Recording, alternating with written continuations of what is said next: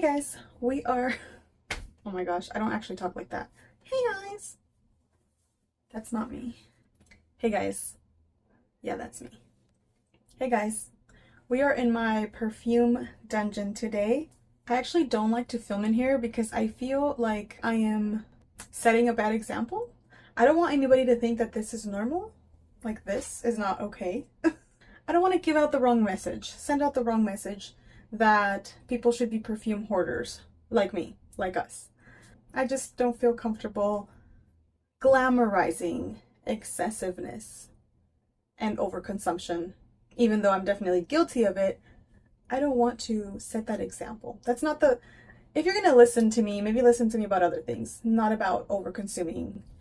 So in today's video, I wanted to talk about some perfumes that I feel like I've fallen out of love with.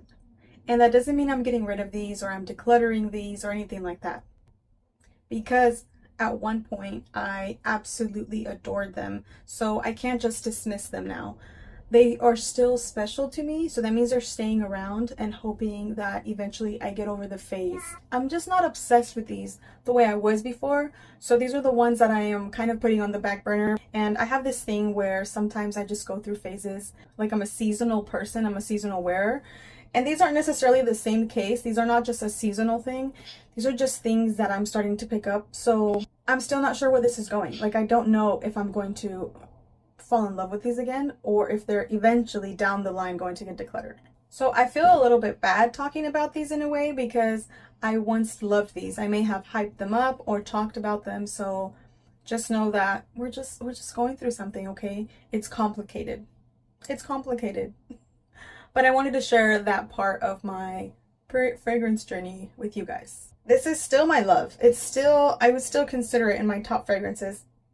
This is Montal's Ristretto Intense Cafe. Oh, I love this. This is the best out of the whole Roses Vanille, Intense Cafe. This is just the best. This is the Ristretto version that has an amplified coffee note. But I also get a little bit more like powderiness and a extra sweeter, jammier rose. And then, of course, the amped up coffee in here just makes it so much better. It's so good. But the whole Montal thing has a little bit of a like harsh or abrasiveness to it. I know it's the white musk in there that makes it harsh like that. At least for me. That's what I pick up in the Montals. But it's this amazing, beautiful fragrance. I did it. Oh, good job. We did that. With just a touch of something, it's like a little rough around the edges. But I love the fragrance still, you know? I'm just slightly bothered by that weirdness. I guess it's a bit screechy. That's the best way to describe it. There's something in there that's just a bit too much. And at times when I wear this, I'm overwhelmed by it. I have been finding it a little bit difficult to wear and to reach for because of those reasons. Just that screechy sharpness. But again, I still love it, okay? I still love it. Is that clear? Are we clear that I love these? I still love these. I'm just not in love with them right now. Okay, so I love this, but sometimes I've just found that it's the wrong fragrance at the time. I found that it's too intense, too much.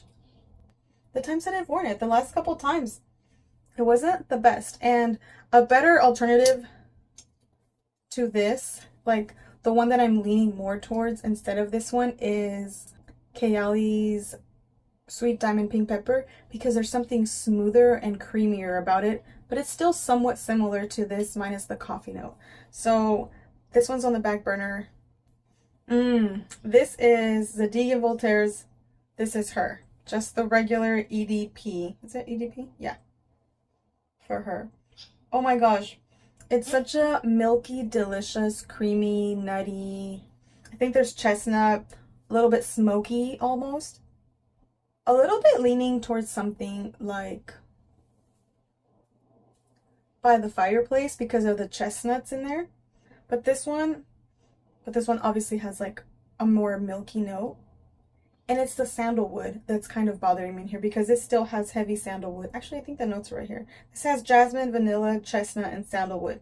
So it's the sandalwood that's leaning a little bit, I guess what people call pencil shavings, maybe. the last couple times that I wore this, I just felt the sandalwood come out a bit too much. And I was slightly uncomfortable with that. I just don't love woody perfumes. And lately sandalwood has just been kind of irking me, you know? It's been a bit too much for me that I really can't wear a very prominent sandalwood note. But again, I love it, so I can't get rid of it. I would never do that. I would never do them like that. I still love this. But for now, it's gonna get put away for a little bit, you know? We're just taking a break, you know? We're taking a break. So another type that I'm taking a break from right now is very prominent, bright rose fragrances. For some reason, I haven't been gravitating towards these. This is just Nina Ricci's, what's the name of this? Rose Extase. And I don't dislike rose. I love rose. I'm just taking a break because there's something that's been seeming a bit like sharp and sometimes a bit too green, a little bit abrasive again about the rose note. So I just haven't been gravitating towards them. A lot of my rose perfumes, not just this one. I got rid of Lancome's Idol, but that was because the white musk in there was a bit too much and too screechy. I don't know if that fragrance made me pick up on my issues with rose. I don't know if like that brought it out, you know, but for some reason I haven't been gravitating towards rose, even though I know that it's a note that I love. We're just taking a break. I'm just not in love with it right now. So I'm taking a break, but I feel like I still love rose and perfumes. And then some of these I don't have anymore because I fell really out of love with them, you know? Anything like tart, like a really, really tart, greenish fragrance for some reason, I'm just not loving. I got rid of DKNY's, the green apple one. I'll post a picture of it. I used to love that kind of fragrance. The bright, fruity, tart apples were literally my thing. In fact, the fragrance that I wore to my wedding was a fragrance like that. It was Coach Poppy Flower, which was a beautiful, crisp apple freshie with an added sweetness. It's so delicious and easygoing, and I wore that in the middle of the summer, which is why I had to wear kind of a freshie because my wedding was in July. Actually, my wedding anniversary just passed a few days ago. It was July 7th, 7/7. So I wore a bright green freshie for my wedding because that's how much I loved it, and I still love that fragrance. I just don't love fragrances like that anymore. That's not my jam right now. That's not my thing. So I did get rid of a couple recently that have that vibe. They just don't do enough for me anymore, and I think I like a little bit more sweetness in them. I used to enjoy more of the tartness and the greenness and the freshness versus the sweetness, and lately I'm just obsessed with sweeter fragrances. I have a video coming up of my top 10 sweetest perfumes. I'm just not a big freshies person anymore. I even grew up wearing something that kind of smelled similar to that, which is that one David Davidoff one. What is it called? It's in a blue bottle. I'll show you guys a picture. I'm so familiar with that perfume and then I suddenly forgot the name. And then the other kind of fragrance that I'm over is just those really harsh ISO-y super freshies. Whenever I smelled light blue intense for the first time, I was in love. I needed that fragrance. I was absolutely in love. I wanted it right away. I looked for a good deal. I bought that one from Sephora, which I never really buy perfumes from Sephora. I never pay retail for fragrances, but I was just obsessed. I was so intrigued by that artificial, like, it felt like it was hacking my senses, and I was in love, head over heels. But now that type of fragrance has become overwhelming for me, too much, and now I've talked about it, I've complained about it enough. So I'm over those strong freshies, those like very powerful, cleaner vibes. They smell like an industrial cleaner to me.